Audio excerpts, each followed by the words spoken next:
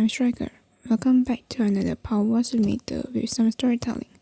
So grab your favorite snacks and get comfortable with me. And let's start with the story that's called The Bath Chair. Bon Friday, at the age of 15, had every reason to be satisfied with life. He had got all he really wanted, and plenty of it. Health was among the chief causes of his content, and he often reflected that the medical profession would have a very thin time of it if everyone was as fortunate as he. His appreciation of his good fortune was apt at times to be a little trying. He ate freely. He absorbed large, but in a no way excessive, quantities of mixed alcoholic liquors, pleasantly alluding to his immunity from any disagreeable effects, and he let it be widely known that he had a cool bath in the morning, spent 10 minutes before an open window doing jerks and flexing, and had a fine appetite for breakfast. Not quite so popular was his vain contempt for those who had to be careful of themselves. It was not expressed in contemptuous terms. Indeed, he was jovially sympathetic with men perhaps 10 years younger than himself, who found it more prudent to be abstemious. "Such a bore for you, old man," he would comment, "but I expect you're wise." In addition to these physical advantages, he was a master of a very considerable income, derived from shares in a very sound company of general stores, which he himself had founded, and of which he was a chairman. This and his accumulated savings enabled him to live precisely as he pleased. He had a house near Ascot, where he spent most weeks and from Friday to Monday, playing golf all day, and another in Mexican Square, conveniently close to his business. He might reasonably look forward to a robust and prosperous traverse of the tableland of life, which with healthy men continues still after they have passed their 70th year. In London, he was accustomed to have a couple hours bridge at his club before he went back to his bachelor home, where his sister kept house for him, and from morning to night, his life was spent in enjoying or providing for his own pleasures. Alice Faraday was in her own department, one of the clues of his prosperous existence, for it was she who ran his domestic affairs for him. He saw little of her, for he always breakfasted by himself, and encountered her in the morning only for a moment, when he came downstairs to set out for his office, and told her whether there would be some of his friends to dinner, or whether he would be out. She would then interview the cook and telephone to the tradesman, and make her a tour of the house to see that all was tidy and speckless. At the end of the day again, it was but seldom that they spent a domestic evening together. Either he dined out, leaving her alone, or 3 friends or perhaps 7 were his guests and made up a table or 2 tables of bridge.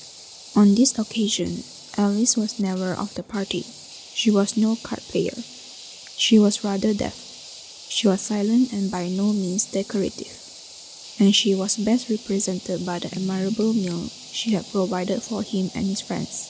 At the house at Ascot, she performed a similar role, finding her way there by train on Friday morning, so as to have the house ready for him when he motored down later in the day.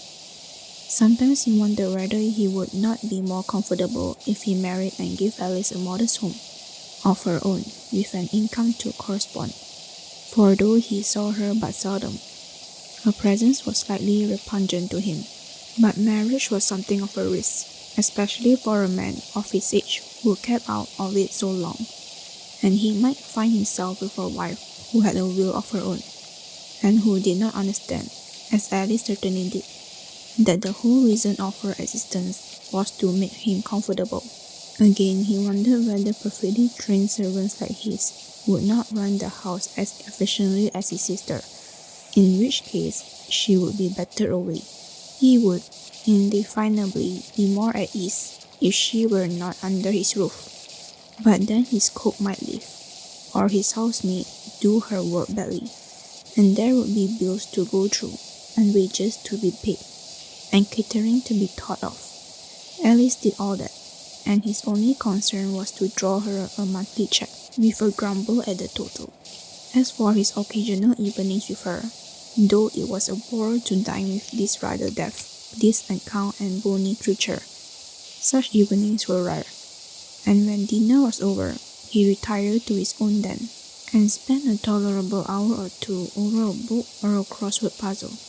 What she did with herself he had no idea, nor did he care, provided she did not intrude on him. Probably she read those gruesome books about the subconscious mind and occult powers which interested her. For him, the conscious mind was sufficient, and she had little place in it. A secret unsavory woman, it was odd that he, so spick and span and robust, should be of the same blood as she. This regime, the most comfortable that he could devise for himself, had been particularly forced on Alice. Up till her father's death, she had kept house for him, and in his old age, he had fallen on evil days. He had gambled away in stupid speculation on the stock exchange, a very decent capital, and for the last 5 years of his life, he had been entirely dependent on his son, who housed them both in a dingy little flat just round the corner from Messington Square. Then the old man had had a stroke and was partially paralyzed, and Edmund, always contemptuous of the sick and the inefficient, had grudged every penny of the few £100 which she annually allowed him. At the same time, he admired the powers of management and economy that his sister manifested in contriving to make her father comfortable on his Margaret pittance. For instance, she even got him a second-hand bath chair, shabby and shiny with much usage, and on warm days, she used to have him build up and down the garden in Messington Square, or sit there reading to him. Certainly, she had a good idea of how to use money, and so, on her father's death, since she had to be provided for somehow, he offered her £100 a year, with board and lodging, to come and keep house for him. If she did not accept this munificence, she would have to look out for herself, and as she was otherwise penniless, it was not in her power to refuse. She brought the bath chair with her, and it was stored away in a big shed in the garden behind her brother's house. It might come into use again someday. Edmund Faraday was an exceedingly shrewd man, but he never guessed that there was any physical reason beyond the material necessity why Alice so eagerly accepted his offer.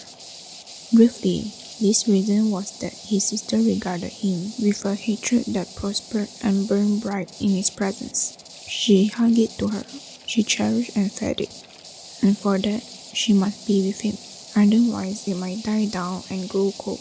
To hear him come in of an evening thrilled her with the sense of his nearness. To sit with him in silence at their rare solitary meals, to watch him, to serve him was a feast to her.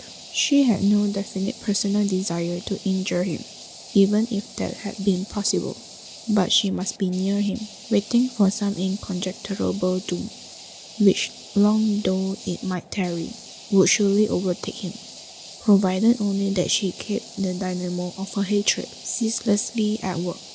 All vivid emotion, she knew, was a force in the world, and sooner or later it worked out its fulfillment. In her solitary hours, when her housekeeping work was accomplished, she directed her mind on him like a searchlight. She studied books on magic and occult lore that revealed or hinted at the powers which concentration can give. Witches and sorcerers, in the old days, ignorant of their underlying cause, made spells and incantations. They fashioned images of wax to represent their victims, and bound and stabbed them with needles in order to induce physical illness and torturing pains. But all this was child's play, dealing with symbols, the driving force behind them, which was much better left alone to do its will in its own way without interference, was hate. And it was no use being impatient. It was patience that did its perfect work. Perhaps when the doom began to shape itself, a little assistance might be given, fears might be encouraged, despair might be helped to grow, but nothing more than that. Just the unwearied waiting, the still intense desire, the black unquenchable flame. Often she felt that her father's spirit was in touch with her, for he too had looked his son, and when he lay paralyzed, without power of speech, She used to make up stories about Edmund for his amusement, how he would lose all his money, how he would be detected in some gross dishonesty in his business, how his vaulted health would fail him, and how cancer or some crippling ailment would grip him. And then the old man's eyes would brighten with merriment, and he cackled raucously in his beard and twitched with pleasure. Since her father's death, Alice had no sense that he had gone from her. His spirit was near her, and its malevolence was undiminished. She made him partner of her thoughts. Sometimes Edmund was late returning from his work, and as the minutes slipped by, and still he did not come, it was as if she still made stories for her father, and told him that the telephone bell would ring soon, and she would find that she was being rung up from some hospital where Edmund had been carried after a street accident. But then she would check her thoughts. She must not allow herself to get too definite, or even to suggest anything to the force that was brewing and working around him. And though at present all seemed well with him, and the passing months seemed but to endow him with new prosperity, she never doubted that fulfillment would fail. If she was patient and did her part in keeping the dynamo of hate at work. Edmund Faraday had only lately moved into the house he now occupied. Previously, he had lived in another in the same square, a dozen doors off, but he had always wanted this house. It was more spacious, and it had behind it a considerable plot of garden, lawn and flower beds, with a high brick wall surrounding it. But the other house was still unlit, and the house agent's board on it was an eyesore to him. There was money unrealized while it stood empty. But tonight, as he approached it, walking briskly back from his office, he saw that there was a man standing on the balcony outside the drawing room windows. Evidently, then there was someone sitting over it. As he drew nearer, the man turned, took a few steps towards the long open window, and passed inside. Faraday noticed that he limped heavily, leaning on a stick and swinging his body forward as he advanced his left leg, as if the joint was locked. But that was no concern of his, and he was pleased to think that somebody had come to inspect his vacant property. Next morning, on his way to business, he looked in at the agents, in whose hand was the disposal of the house, and asked who had been inquiring about it. The agent knew nothing of it. He had not given the keys to anyone. "But I saw a man standing on the balcony last night," said Faraday. "He must have got a hold of the keys." But the keys were in their proper place, and the agent promised to send round at once to make sure that the house was duly locked up. Faraday took the trouble to call again on his way home, only to learn that was all in order. Front door locked and back door and area gate locked. Nor was there any sign that the house had been burglarized and entered. Somehow this trumpery incident stuck in Faraday's mind, and more than once that week it was oddly recalled to him. One morning, he saw in the street a little ahead of him a man who limped and leaned on his stick, and instantly he bethought himself of the visitor to the empty house, for his build and his movement were the same, and he quickened his step to have a look at him. But the pavement was crowded, and before he could catch him up, the man had stepped into the roadway and dodged through the thick traffic, and Edmund lost sight of him. Once again, as he was coming up the square to his own house, he was sure that he saw him walking in the opposite direction, down the other side of the square, and now he turned back in order to come round the end of the garden and meet him face to face. But by the time he got to the opposite pavement, there was no sign of him. He looked up and down the street beyond. Surely that limping cripple walk would have been visible a long way off. A big man, broad-shouldered and burly in make. It should have been easy to pick him out. Faraday felt certain he was not a householder in the square, or surely he must have noticed him before.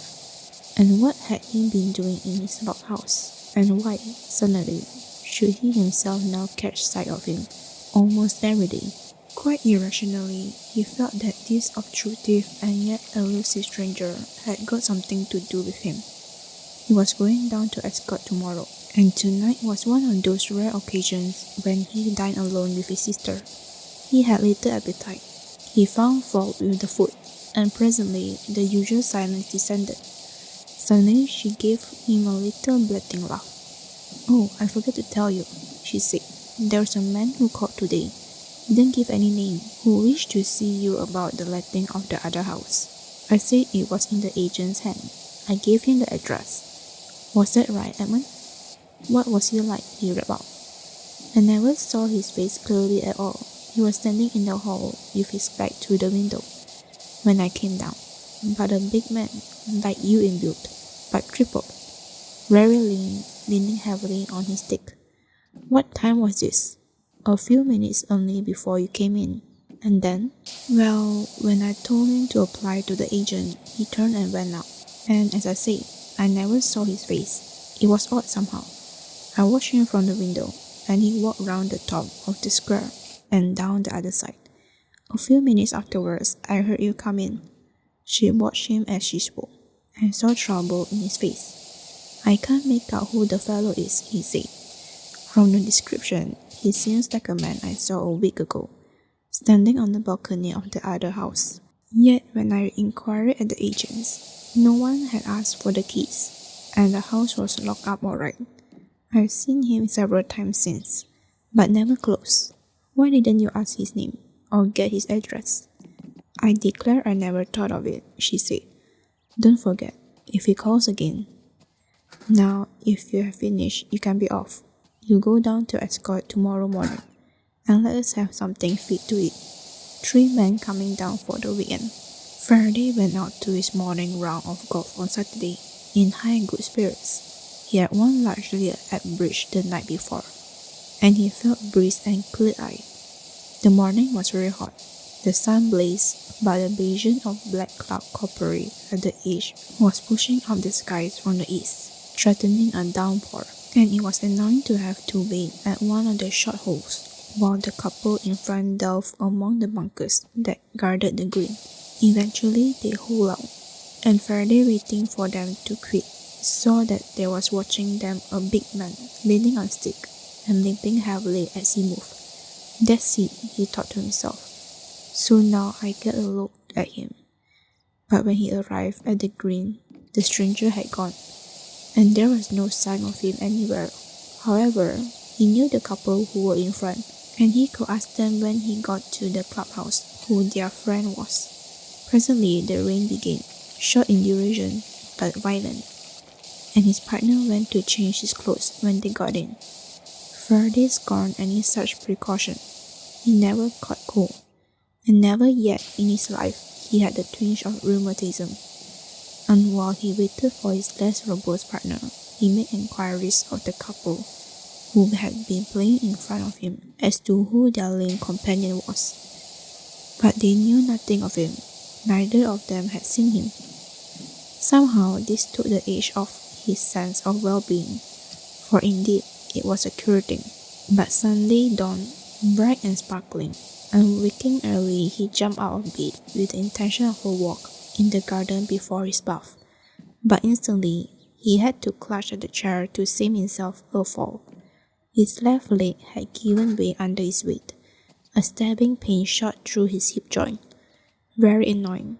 Perhaps he should have changed his bedclothes yesterday. He dressed with difficulty and limped downstairs. Alice was there arranging fresh flowers for the table. Why, Edmund, what's the matter? He asked. Touch of rheumatism, he said. Moving about will put it right. But moving about was not so easy.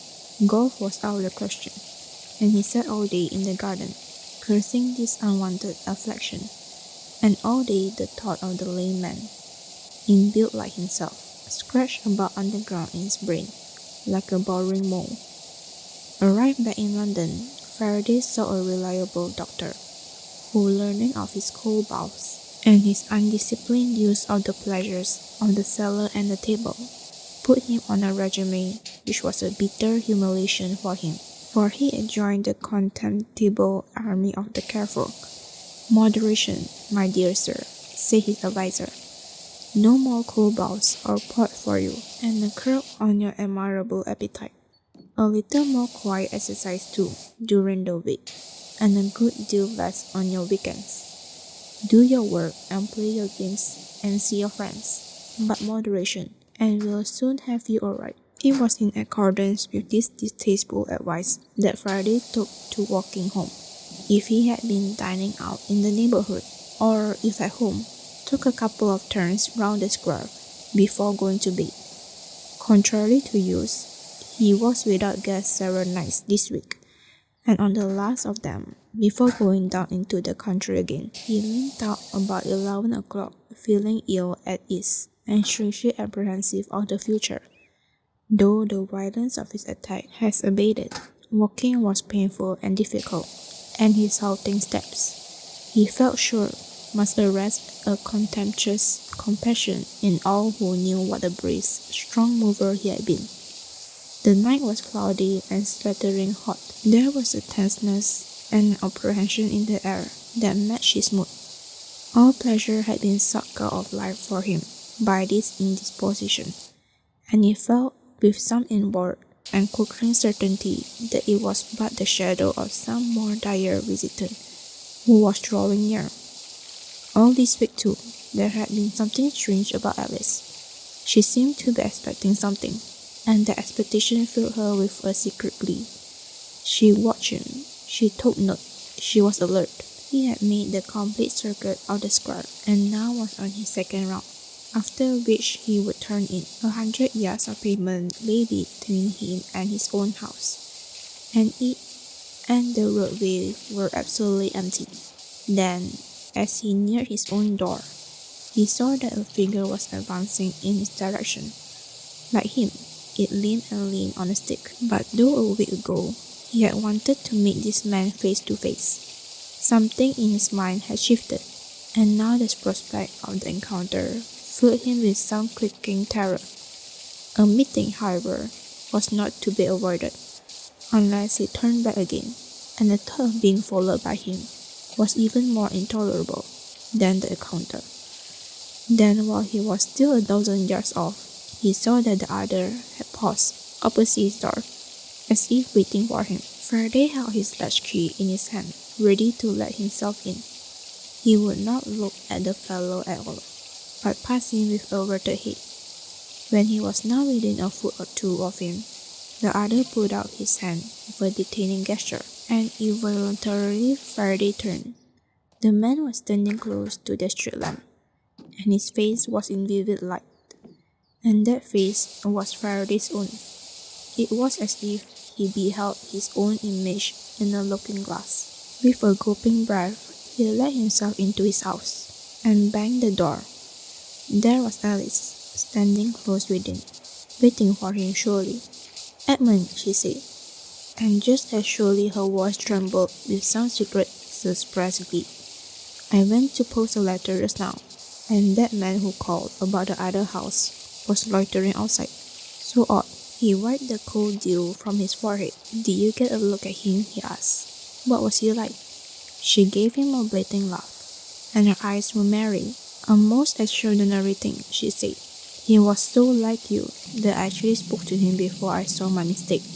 His walk, his build, his face, everything. Most extraordinary. Well, I go out to bed now. It's late for me. But I thought you would like to know that he was about, in case you wanted to speak to him. I wonder who he is, and what he wants. Sleep well." In spite of her good wishes, Faraday slept far from well. According to his usual custom, he had thrown the windows wide before he got into bed, and he was just dozing off, when he heard from outside an uneven tread and the tap of a stick on the pavement. His own tread, he would have thought, and the tap of his own stick. Up and down it went, in a short patrol, in front of his house. Sometimes it ceased for a while, but no sooner did sleep hover near him than it began again. Should he look out, he asked himself, and see if there was anyone there? He recoiled from that, for the thought of looking again on himself, his own face and figure, brought the sweat to his forehead.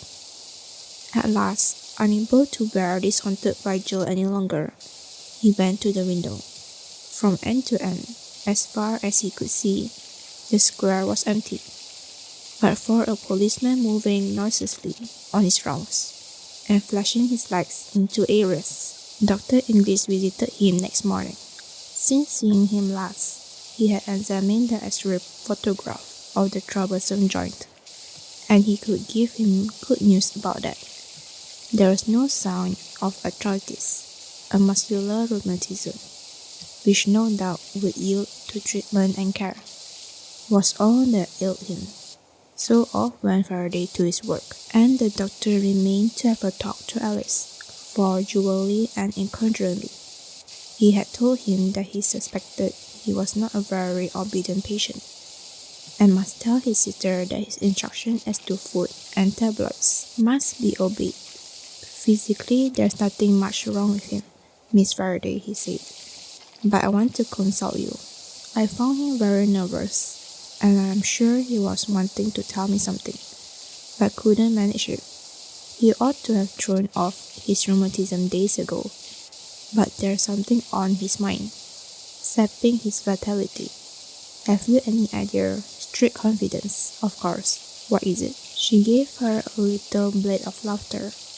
Wrong of me to laugh, I know, Dr. English, she said, but it's such a relief to be told there's nothing really amiss with dear Edmund. Yes, he has something on his mind, dear me. It's so ridiculous that I can hardly speak of it. But I want to know, where is a lame man whom he has seen several times? I've seen him too, and the odd thing is he is exactly like Edmund. Last night he met him just outside the house, and he came in, well, really looking like that. And when did he see him first? After this illness came upon him, I'll be bound. No, before. We both saw him before.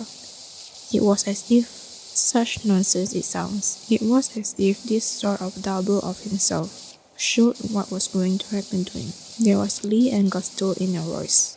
And how surveillant and uncouth she was with that lock of grey hair loose across her forehead, and her uncared for hands. Dr. English felt a distaste for her. He wondered if she was quite right in the head. She clasped one knee in her long bony fingers. That's what troubles him. Oh, I understand him so well, she said. Edmund's terrified of this man.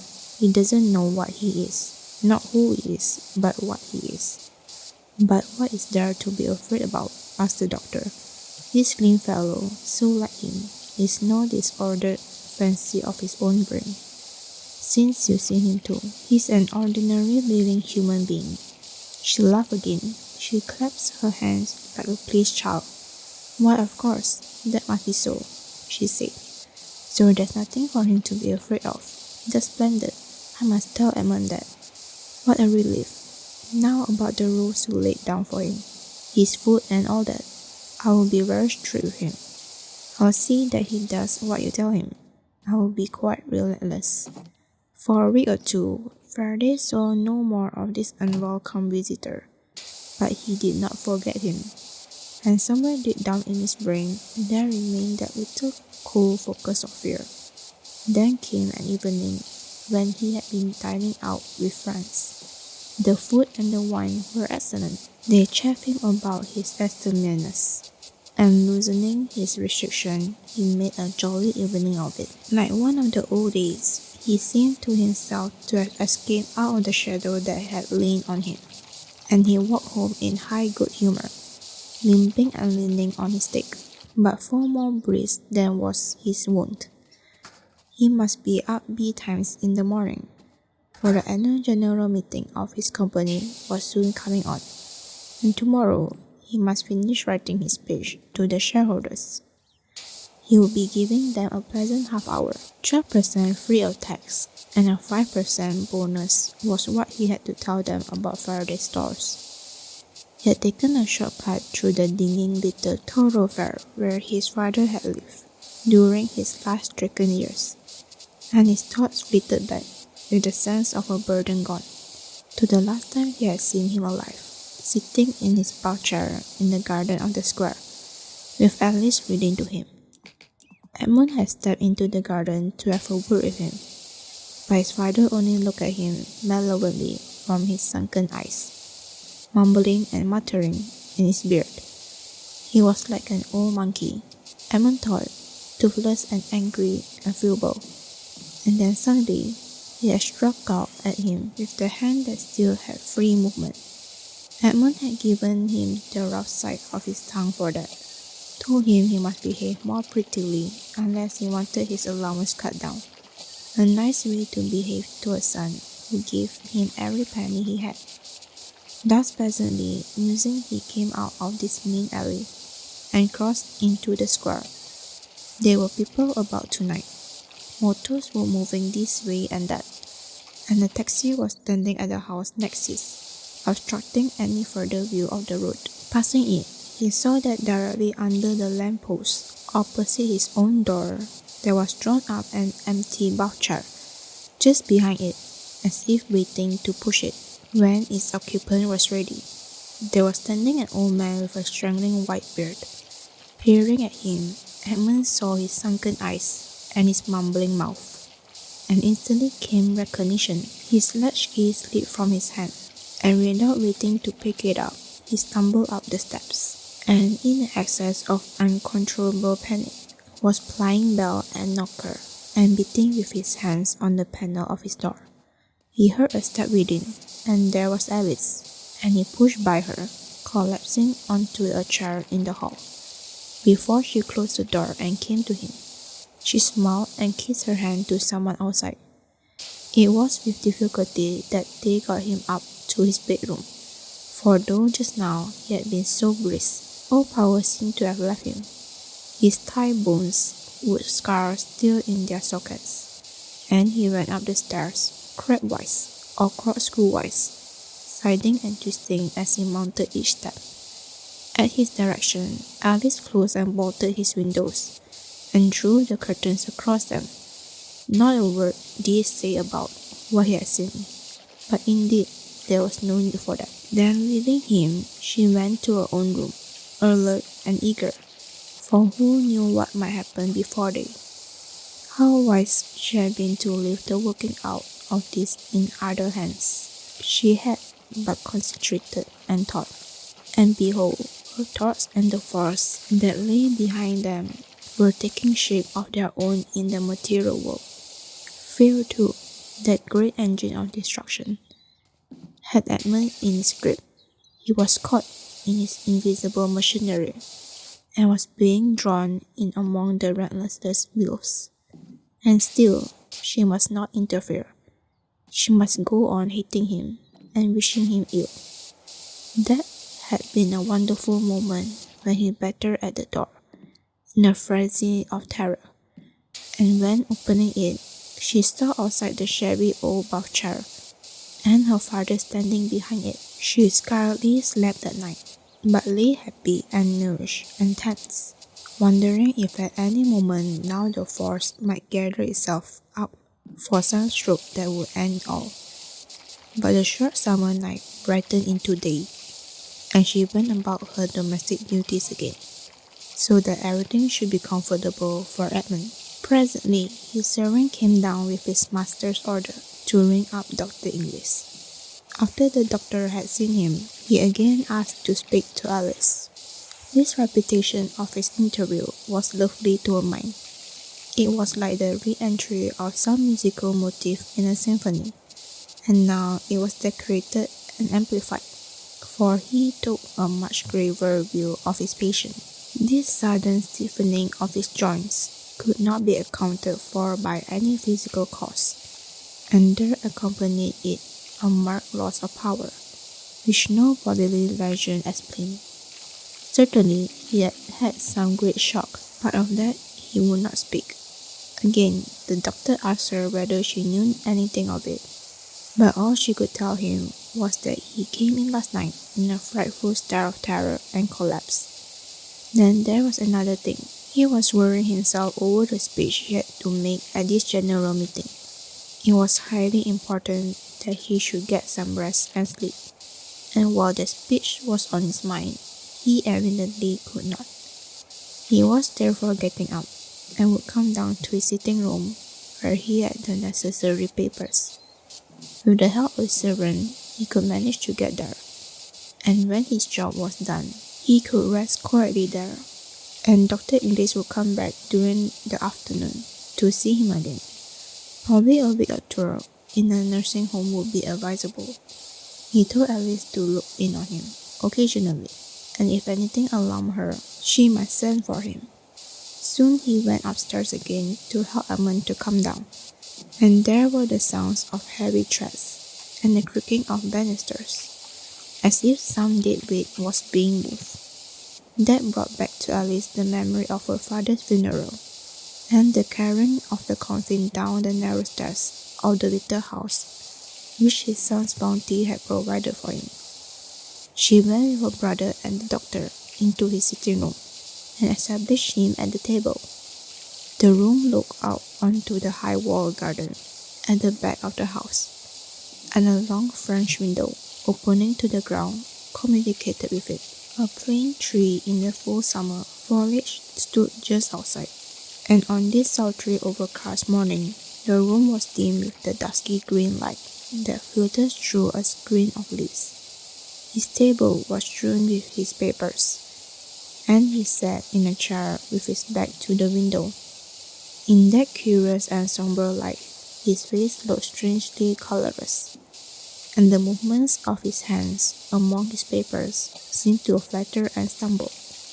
Alice came back an hour later, and there he sat still busy and without a word for her. And she turned on the electric light, for it had grown darker, and she closed the open window, for now rain fell heavily. As she fastened the bolts, she saw that the figure of her father was standing just outside, not a yard away. He smiled and nodded to her. He put his fingers to his lips, as if enjoining the silence. Then he made a little gesture of dismissal to her, and she left the room, just looking back as she shut the door. Her brother was still busy with his work, and the figure outside had come close up to the window. She longed to stop. She longed to see with her own eyes what was coming, but it was best to obey that gesture and go. The hall outside was very dark, and she stood there a moment, listening intently. Then from the door, which she had just shut, there came, unmistakably, the click of her turnkey. And again, there was silence, but for the drumming of the rain, and the splash of overflowing gutters. Something was imminent. Would the silence be broken by some protest of mortal agony? Or would the gutters continue to gargle till all was over? And then the silence within was shattered. There came the sound of Edmund's voice, rising higher and more hoarse in some incoherent babble of entreaty. And suddenly, as it rose to a scream, it ceased as if a tap had been turned off. Inside there, something fell with a thump that shook the solid floor. And up the stairs from below came Edmund's servants. "What was that, miss?" he said in a scared whisper, and he turned the handle of the door. "Why, the master's locked himself in." "Yes, he's busy," said Alice. "Perhaps he doesn't want to be disturbed, but I heard his voice too." And then the sound of something falling. "Tap at the door and see if it answers." The man tapped and paused, and tapped again. Then from inside came the click of a turnkey, and they entered. The room was empty. The light still burned on his table, but the chair where she had left him 5 minutes before was pushed back, and the window she had bolted was wide. Alice looked out into the garden, and there was as empty as the room. But the door of the shed where her father's bath chair was kept stood open, and she ran out into the rain and looked in. Edmund was lying in it with head rolling over the side. So that's the end of the video and the story. If you enjoyed it, be sure to like and subscribe. And if you have any suggestion on what videos I can make in the future, please feel free to put it in the comment section below. And be sure to drink enough of water, and hope you enjoy the rest of the day. Goodbye.